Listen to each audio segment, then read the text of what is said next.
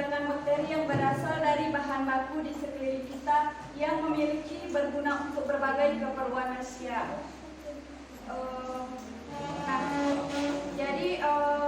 Dalam bahan pengurai limbah atau kompos, pupuk hayati hingga pestisida alami. Nah, fungsi di sini sebagai probiotik. Yang dikatakan probiotik ini adalah mikroorganisme yang dapat memberikan efek baik atau kesehatan pada organisme lain. Yang ketiga, jenis bakteri yang ditemukan: Rhizobium sp, Azospirillum sp, Azotobacter sp, Pseudomonas sp, Lactobacillus sp, radi dan bakteri pelarut fosfat. Nah, di sini ada bahan baku pembuatan mol, yaitu sumber karbon, gula pasir, gula merah, dedak halus, nasi basi, roti basi, dan bahan yang mengandung karbohidrat. Jadi dalam sumber karbon ini mengandung bahan-bahan karbohidrat. Yang B, sumber bakteri, rumput laut, buah-buahan busuk, pupuk kandang, keong mas, sayuran busuk, dan lain-lain. Yang C, sumber mineral dan zat aktif yang diharapkan: air kelapa, daun gamal. Nah,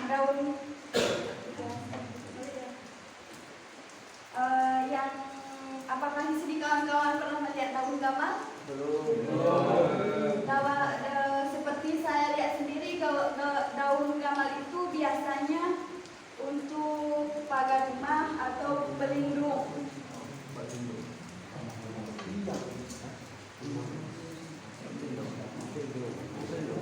Tahu nggak?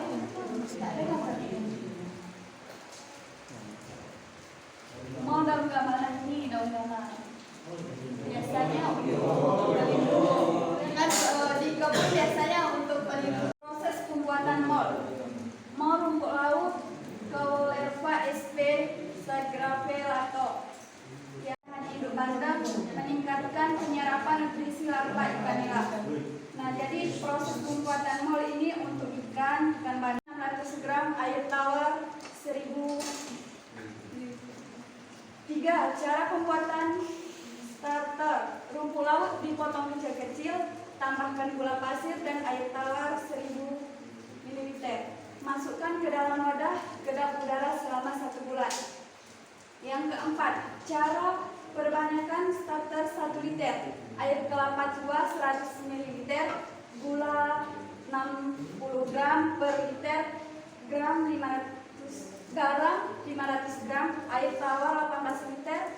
Campurkan semua bahan dalam wadah, kedap udara pelan selama 1 minggu. Yang kelima, penggunaan untuk pendederan ikan bandeng ditambahkan 100 ml atau meter kubik per hari. Yang keenam, hasil pengukuran laboratorium kesehatan ikan dan lingkungan BPBAP. Teman-teman, adakah tahu ya singkatan dari BPBAP? Jadi singkatannya BPBAP itu adalah singkatan dari Balai Perikanan Budidaya Air Payau. Mol Coleorrhea sp mengandung komposisi bakteri Lactobacillus sp dan ragi.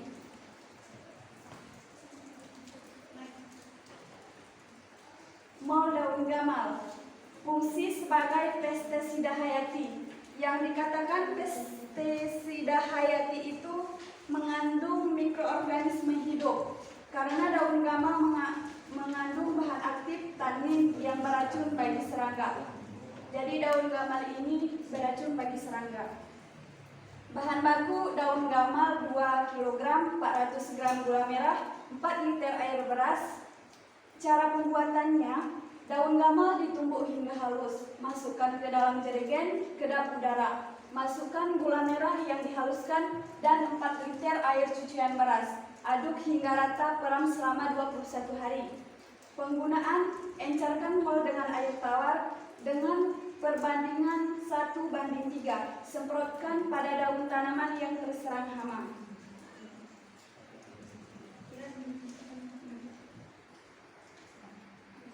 Pasir 100 gram terasi, 200 gram ikan tongkol atau bandeng, 2 kg deda atau bekatul, 2 kg kohe. Kotoran hewan yang terbaik pakai rumen, 2 liter air cucian keras, air bersih 20 liter. Yang kedua, cara pembuatan. Rebus semua bahan kecuali kohe dan air bersih.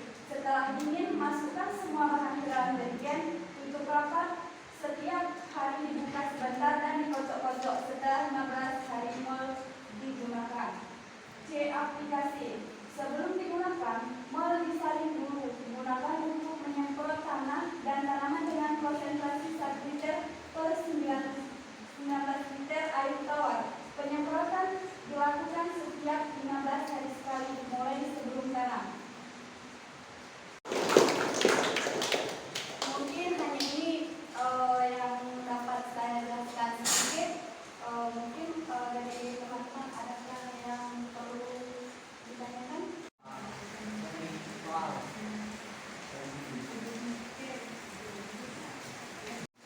Assalamualaikum warahmatullahi wabarakatuh. Waalaikumsalam warahmatullahi wabarakatuh. Saya ada perwakilan dari kelompok 2 ingin bertanya kepada kelompok 1 masalah daun gambar. Berapakah kandungan protein di dalam daun gambar tersebut? Terima kasih. Protein daun gambar tersebut adalah 25,7% serat kasar, 13,3% abu, 8,4% dan BETM 4,0%. Itu aja proteinnya. Bisa diterima?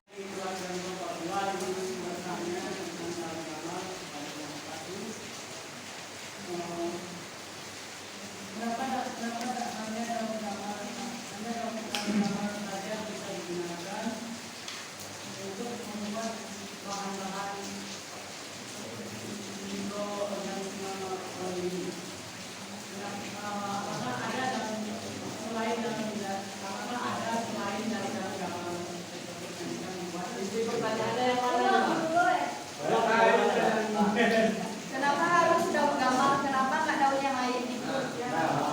Karena daun gamal kan mengandung racun untuk serangga. Bisa diterima?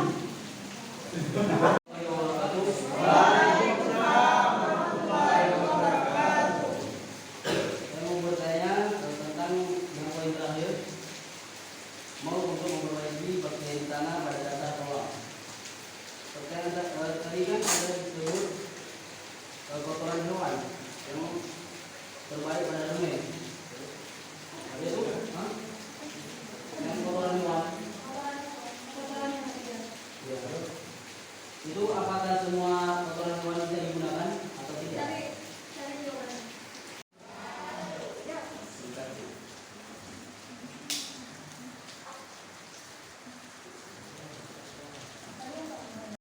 Digunakan untuk memperbaiki bakteri tanah pada dasar. Yang ada kotorannya yang keras itu kayak apa tuh? Musang ya?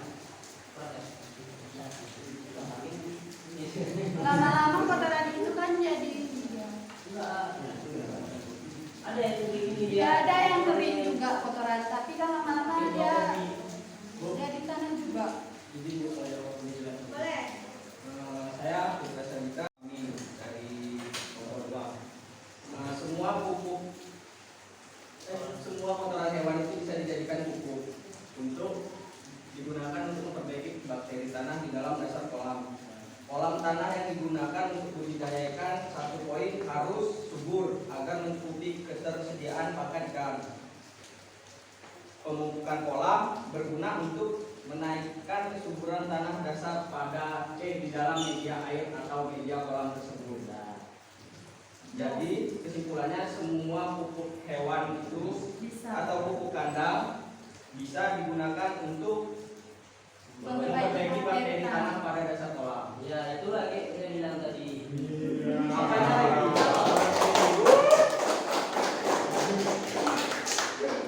Ya, ini yang keras tadi. pupuk hewani atau pupuk kompos dari hewani yang masuk akal kita kerjakan aja ya. Iya.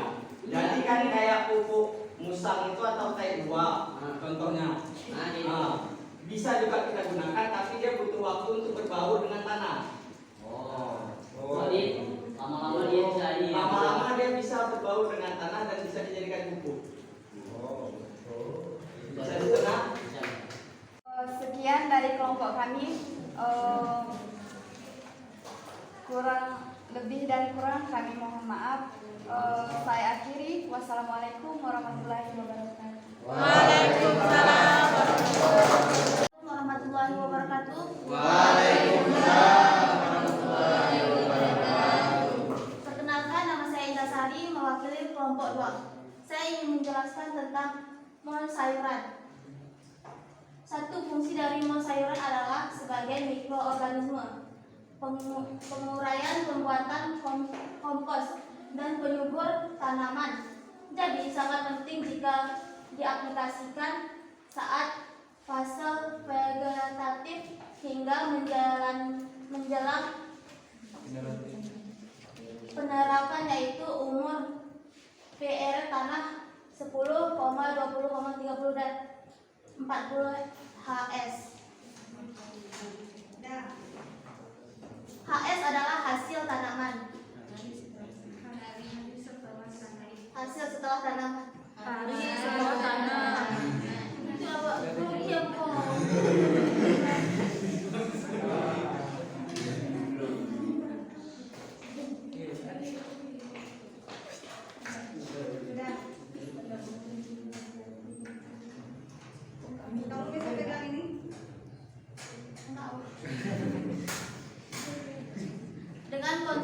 Dengan konsentrasi 5 sampai 10 mili per liter air biasanya sudah cukup untuk menyuburkan tanaman.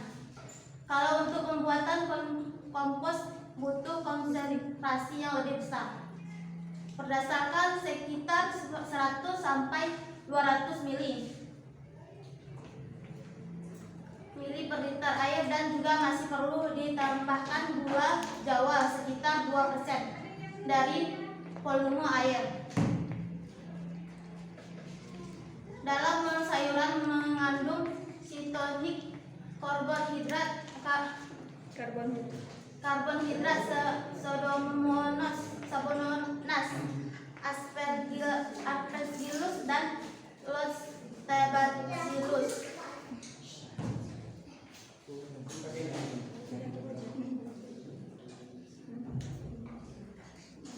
Sitoknim adalah sekelompokan hormon tumbuhan dan zat pengatur tumbuhan yang mendorong terjadinya pembuatan sel di jaringan meristematik. Karbonhidrat adalah nutrisi atau zat gizi yang membuatkan tumbuhan agar bisa menjalankan sebagaimana fungsinya.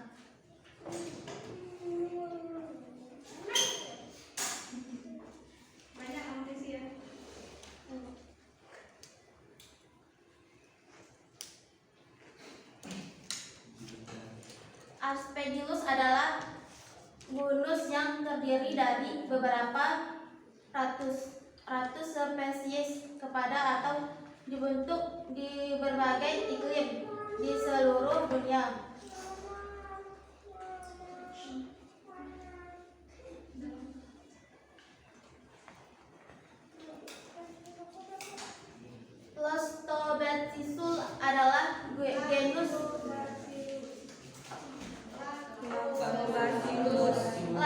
Lactobacillus adalah genus bakteri garam positif anaerobik Faculus atau Microphilius.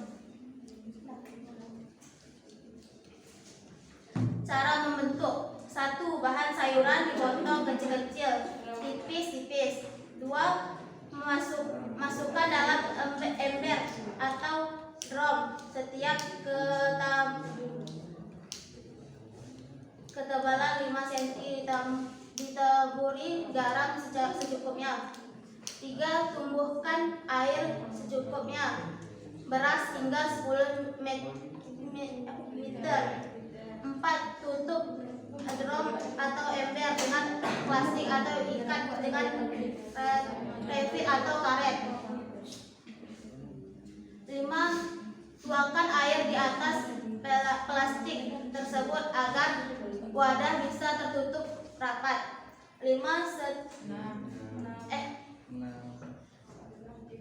Setelah 3 sampai 4 minggu, ember drum atau drum dibuat dalam cairan yang diperlukan.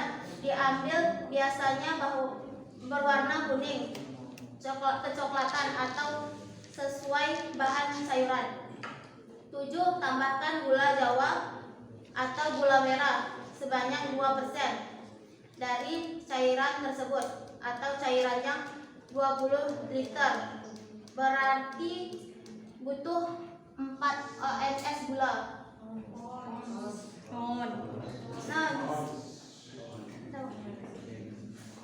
Sekian penjelasan dari saya. Apakah ada pertanyaan dari kelompok 1? Ada.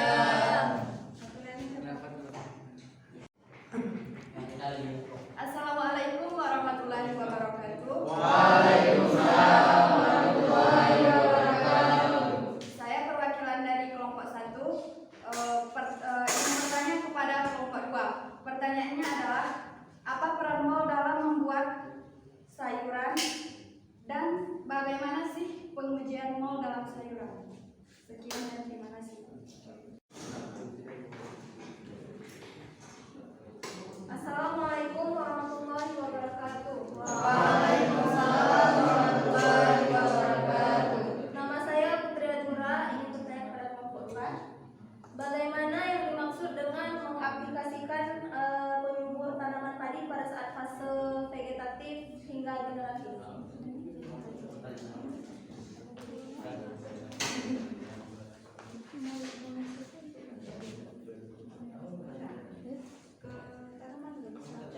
Assalamualaikum, saya Fitra Syadika dari kelompok 1 ingin memberikan pertanyaan kepada kelompok 2. Tadi kan ada dijelaskan cara membuat mol sayuran. Habis itu mol sayurannya itu kan terdiri dari beberapa cara membuatnya.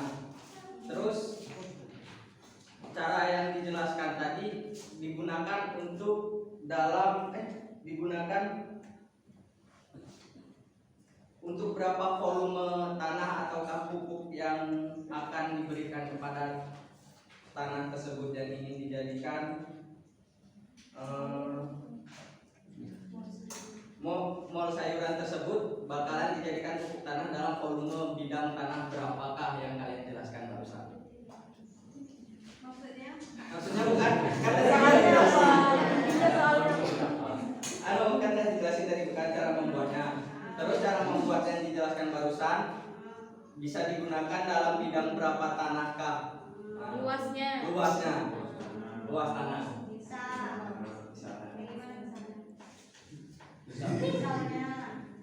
Kan misalnya kayak gini, tadi kan ada dibuat bahan-bahan yang dipotong kecil sayuran di Bisa 1 petak sawah supaya 10 kilo. ya, Ya ya kan? Bu.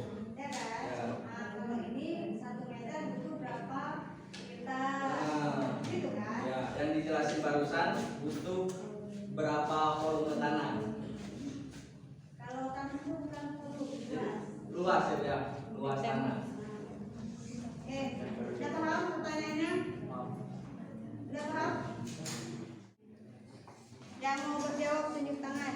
Yang mau menjawab tunjuk tangan.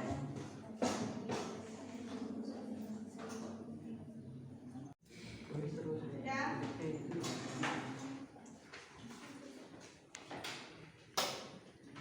Assalamualaikum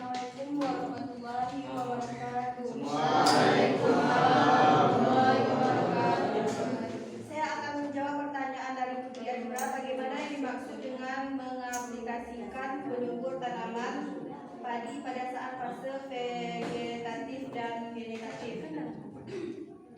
Pada tanaman padi terdapat 3 fase pertumbuhan, yaitu fase vegetatif dari 0 sampai 60 hari.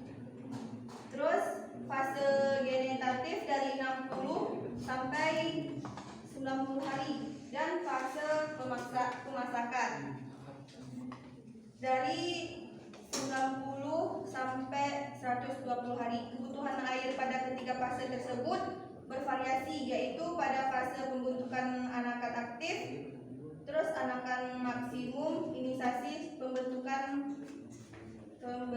malai, fase bunting dan fase pembungaan. Gimana? Ada yang kurang? Itu kan pada padi. Kalau pada lain itu kayak mana? Apakah sama? Kan tadi pertanyaan pada padi saja kan, nggak ada sama sayuran. Jadi kan saya cuma menjawab di bagian padi. Apakah bisa dipahami? Terima kasih. Tambahan 60 untuk nilai kelompok 1.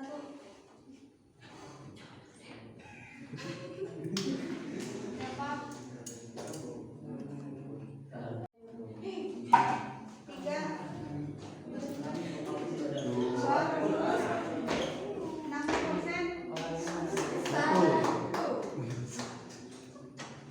Yakin? Benar? Bisa mempertahankan? 60 tambah 60 150. Skor.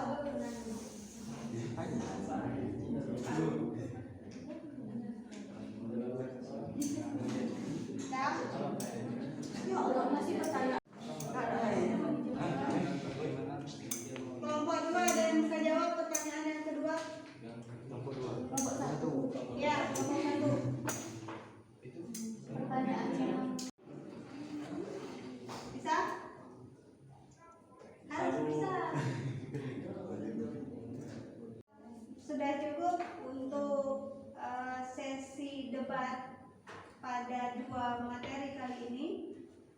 Sebelumnya, Saudara Indah silakan tutup. Sekian dari kami kelompok 1. Sekian dari kami kelompok 2. Mohon maaf bila ada kekurangan. Wabillahi taufiq wal hidayah. Wassalamualaikum warahmatullahi wabarakatuh. Tapi jadikan itu pelajaran bahwa pertemuan untuk pertemuan minggu depan kalian harus punya poin 200. Siap? Siap. Siap dikalahkan? Tidak. Belajar. Satu kuncinya, belajar itu sampai tua, bahkan sampai ke liang lahat kita masih diajarin. Sampai kita dikubur kita masih diingetin. Kita sudah dikafanin, kemudian sudah ditaruh di dalam liang lahat, kita masih dikumandangkan azan. Fungsinya untuk mengingatkan si mayit bahwa yang maha kuasa itu Allah Subhanahu wa Ta'ala. Makanya dikumandangkan azan supaya si mayit itu diingatkan lagi. Dan ingatan itu hanya akan kuat ketika dipupuk dengan belajar. Siap? Oke. Waktu kita hari ini 50 menit sudah lebih. Saya mohon maaf untuk ketidakdisiplinan ya, karena waktu kita hanya 50 menit satu pertemuan. Untuk itu saya akhiri. Wabillahi taufiq wal hidayah. Assalamualaikum warahmatullahi wabarakatuh. Salah. Anak-anak semua, terima kasih untuk aktifnya kalian dalam berusaha mempertahankan tim, kemudian mempertahankan semangatnya kelompok. Tapi pada kesempatan hari ini tetaplah kita harus sportif. Ketika kita ada dikasih waktu untuk mempresentasikan, tentunya kita harus belajar terlebih dahulu. Oleh sebab itu, jadikan ini pembelajaran untuk kalian bahwa kedepannya jangan pernah berani masuk kuliah sebelum kalian siap belajar. Oke? Finish untuk hari ini. Masih ada 2 pertanyaan yang belum dijawab oleh kelompok 2. Saya jadikan itu tugas. Tolong dibuatkan serapi mungkin, sedetil mungkin, sehingga jawaban yang dibutuhkan oleh kelompok 1 terpenuhi. Tapi maaf, kalian hanya dapat tambahan 30 poin. Jadi untuk hari ini skor untuk kelompok 1 90 tambah 60 150. 150. Dan untuk kelompok 2 hanya mendapatkan 60 poin.